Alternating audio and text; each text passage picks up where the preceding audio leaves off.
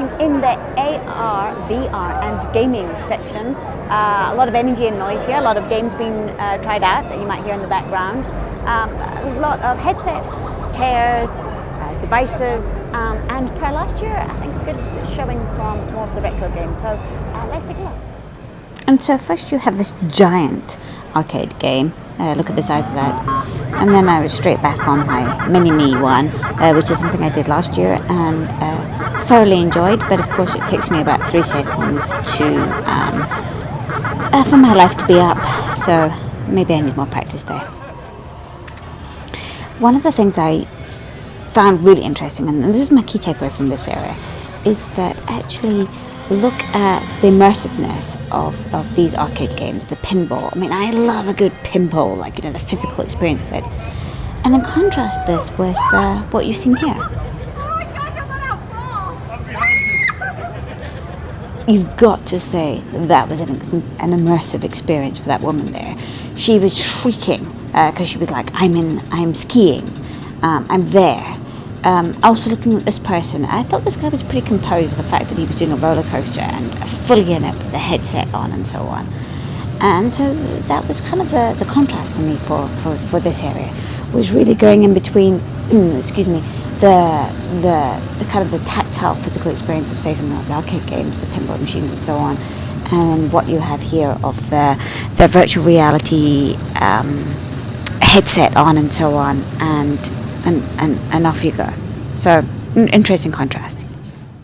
I then tried on these glasses, and it was sort of akin to me, it reminded me of the Google Glass that I tried many a year ago. These were great, actually. I'm going to say, and sadly, there was a lot of issues with them. The poor people at the stand, issue after phone dying, and then we couldn't get the app working. I couldn't see what was going on. And so it kind of tells me where it is in terms of development. But it was really interesting. I looked at a PowerPoint presentation through this. I looked at YouTube, Instagram, and it was actually an incredible experience. So it made me wonder whether glasses are kind of coming back. So something to watch, but not quite there yet. AR to see realistic things in a virtual setting. So here we have a Tesla Cybertruck that's kind of behind you guys. So you'll notice that if you were to see one in real life. Well, I'm in the artificial intelligence, robotics section, also drones, and I have to say my first thought as I was starting to wander through was really thinking, are we there with the application? There's a lot of very sophisticated technology going here. There's been a lot in the designs of some of these robots that are definitely very cutesy, more consumer-based robots, those ones, and then there's others that are for commercial use, for agriculture and so on. So again, my first thought was really, is this, is the application there? Is it just more that we've been focusing on the technology itself, the design, the physical object?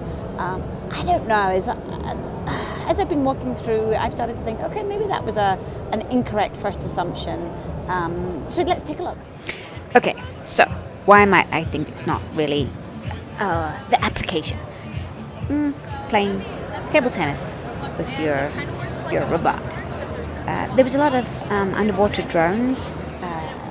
Again, I wasn't quite sure of the application. That could just be me. I'm just walking through, getting a first glance at what these things are doing. Certainly cool. Look at this one. We've got actually a diver on display. So very cool on it. Actually, in fairness, there's probably application there. But yeah, then you get these little, very cute robots. One of them, hey, your pet's lonely, come have this one to come play with it. Reminds me of Bali. And then swarming drones. I'm sure there's a use for that. Can't say I can think of it right now.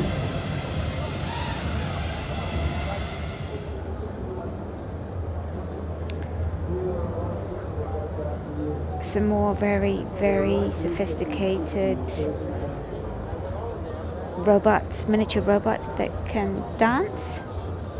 You can hear my skepticism here. I'm sure I'm not doing it justice at all. It is cool though. Okay, so then this is where I start to change my mind. Looking at the John Deere exhibition, which was huge because they have kind of huge products there. And you start to see, going back to what Steve Koenig from the CTA was talking about the first morning at the Research Summit, when he was talking about the trends, the connected farmer. And yes, then you start to see all of this come together.